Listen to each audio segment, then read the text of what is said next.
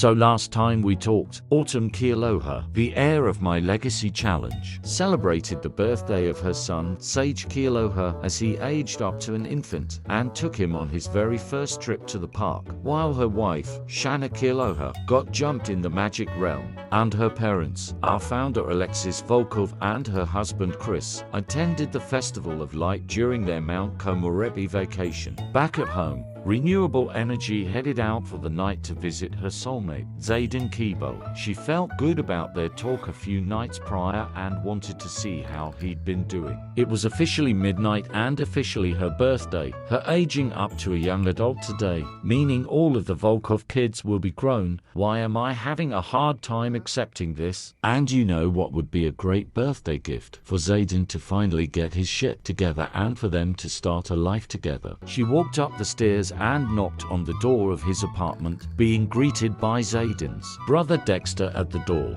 Reese's Puff loved Dexter and was so happy to see him. She had such a great time talking with him last time she visited. He was so warm, funny, laid back, and easy to talk to. He was basically the exact opposite of Zaiden, which was refreshing. It was nice knowing that not every Kibo child was fucked up. They had a lovely conversation about Rash Cream's birthday and Zaiden's issues before Valdemar Kibo, who had just aged up to a child, joined them. He was sad for some reason, but was glad to see Ramphorentius. She went ahead and asked him what was wrong. Poor baby was struggling, but grateful that right aid was there for him. He just missed his mum and Shanna. She was so busy with her new life as a wife and a mum that it seemed like she had totally forgotten about him. He just needed a big sister. Maybe Residue could be that for him. Of course Raccoon would be his big sister. She loved Zaiden's family, and who knows, maybe one day she really would be his sister. And that made her remember why she traveled to Evergreen Harbor in the first place.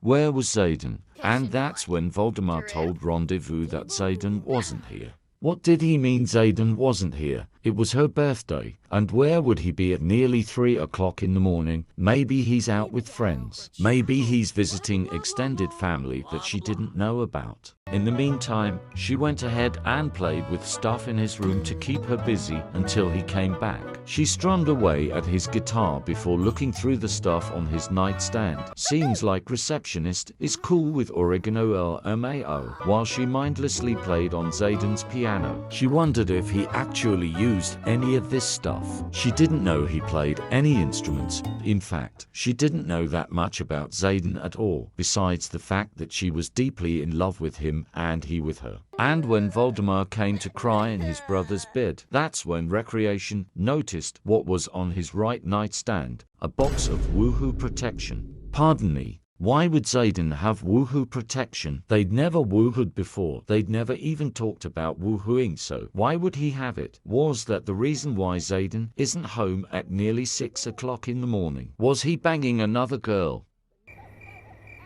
Sage, what are you doing on the ground in the middle of Moonwood Mill? Shantum, what is going on? I mean, at least he has the calm trait. Took you long enough, girl. Get that child off the floor. Yeah, you should be scared. Scared that either you or your dumbass wife left your infant son on the cold, hard ground. Sage gained a new quirk. Hates being held. Do you want to be on the ground or in a crib? That's what I thought. Deal with it. But I guess I can sympathize with Shanna. She knew pregnancy and postpartum would be rough, but she definitely underestimated how rough it would be to take care of an infant. She loved her baby, but she was struggling and seemed like no matter what she did, couldn't make him happy. Is he tired? Is he hungry? Is he gassy? She was struggling to tell the difference. And he's an early riser. Just great. This whole motherhood thing was stressing her out. Not to mention her symptoms hurt and she always felt exhausted. She wasn't used to feeling this way. She'd always been a very happy, optimistic sim. But now, she was really starting to feel depressed. She wondered if this was postpartum depression. How was her wife Autumn handling this? How was she dealing with Sage's cries and the lack of sleep? And how come she couldn't see her wife suffering right in front of her? Meanwhile, Emo Clint was just rocking and emoing away without a care in the world. I feel you, Clint. Being childless is such a vibe. Is Autumn actually harvesting the meat from the gigantic meat war? Ethical meat, what a slay. While Shanna was pumping, Sage began crying again, and all Shanna wanted to do was cry just like him. She kept pumping and let him cry himself to sleep, which she felt guilty doing. But she just couldn't take it, and right when she fell asleep is when he finally calmed down. These sim children are devious. Autumn was still tending to her garden when her sister Rampage finally came back home after wondering where Zaiden was all day. Well, her question was answered. He came to visit her. What a twist. As she hugged her soulmate, she used her werewolf nose to try to catch any scent of another girl on him. She couldn't find any. That was a good sign. And even though they weren't officially together or anything, she went ahead and mentioned how she was at his house all night and was curious about where he was. To her surprise, he didn't lash out or seem upset by her curiosity. He actually had a very reasonable answer. He got a job and works graveyard. Oh, that's it? Well, did reputable source feel stupid? She was so happy for him and congratulated him on his new job. Zaiden told her that he'd come by today to not only meet his nephew Sage, but to also tell her the news about the job. There was also something else he wanted to tell her, or more like, ask her. Republic of Congo's heart dropped to her stomach. He wanted to ask her something. What did he want to ask her? But he left her in suspense. As he walked upstairs to meet his new nephew, Shanna was thrilled to see her baby brother. She hadn't seen him or any of her brothers since her wedding. She knew she'd been a shitty sister lately, but she was just so caught up in the wedding, River's death, and Sage's birth. Zaiden understood and all was forgiven.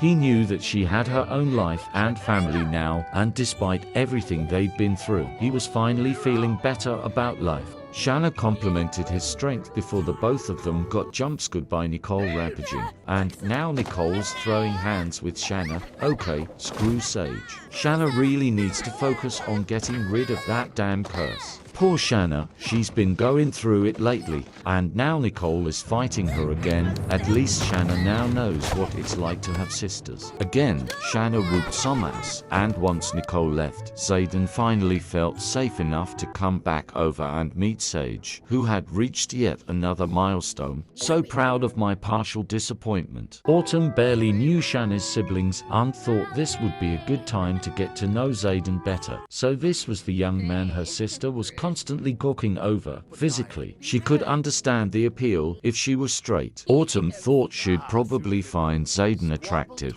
Shanna finally brought Sage over and introduced him to his uncle Zaiden. He had practically raised his brother Voldemar, so he was plenty experienced with babies and felt very comfortable with his nephew in his arms. He thought he was adorable and continued holding him as he talked with Autumn and Shanna. When he took Sage back to his nursery to put him down for a nap, he couldn't help but notice the Volkov family resemblance. He looked just like Autumn, who looked a lot like his soulmate Roly-Poly. Zaiden was only getting older. He has a stable job. It would be nice to have a baby of his own. And now Sage has unlocked the coup milestone. Why is he actually impressing me? Racquetball caught Zaiden one more time as he was about to leave. She hadn't forgotten about the question he wanted to ask her. Zaiden was a bit hesitant, but she tried her best to force it out of him. Zaiden asked that she come back to his apartment tomorrow after she ages up, and then he will ask her his question, but only after she ages up. She said she could do it right now, but he told her not to. She should take her time and enjoy her birthday. He can wait. He wished her a happy birthday and was on his way back home to Evergreen Harbor.